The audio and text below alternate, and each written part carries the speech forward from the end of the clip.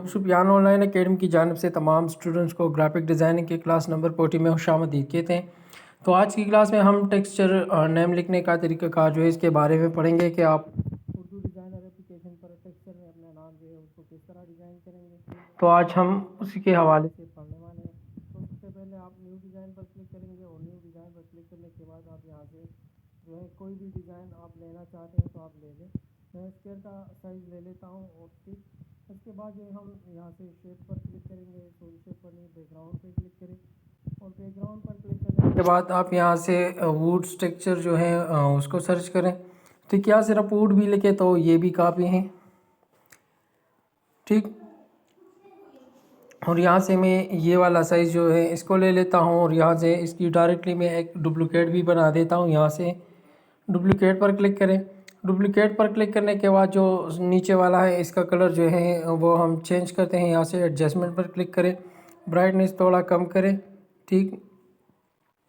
और यहाँ से ये जो हूँ है इसको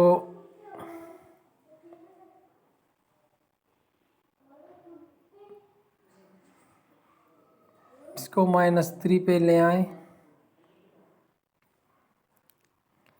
बस इसका कलर जो है वो हम सिर्फ थोड़ा सा डार्क करने की कोशिश करेंगे, ठीक। बस ये इतना ही काफ़ी है। तो यहाँ से अब प्लस के निशान पे क्लिक करें और इसको यहाँ से पिट टू पेपर करें।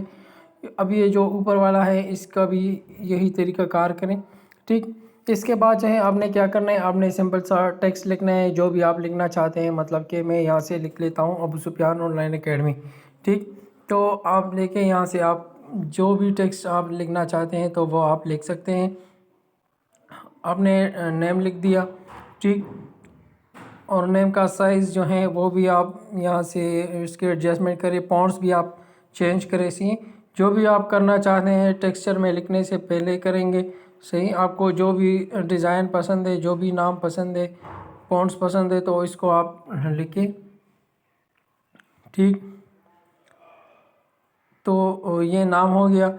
बहुत सारे स्टूडेंट्स ने मुझसे पूछा था कि सर हम इसके लिए किस तरह जो है वुड टेक्सचर में अपने नाम वगैरह को किस तरह लिखेंगे। अगर आप नाम के साथ लोगो भी लगाना चाहते हैं तो लोगो भी आप लगा सकते हैं। यहाँ से ऐड न्यू पे क्लिक करें और यहाँ से लोगो का ऑप्शन है, इस पर क्लिक करें। लोगो पे क्लिक करने के बाद जो है आप यहाँ से जो भी किसी भी चीज़ के हवाले से आप लोगो लगाना चाहते हैं तो वह आप लगा सकते हैं। यहाँ से मैं एजुकेशन के हवाले से जो है लगाना चाहता हूँ तो यहाँ से आप ये वाला ले सकते हैं। जो भी आप लेना चाहते हैं तो वो आप ले सकते हैं। और इसकी साइज़ की एडजस्टमेंट करें पहले, सही।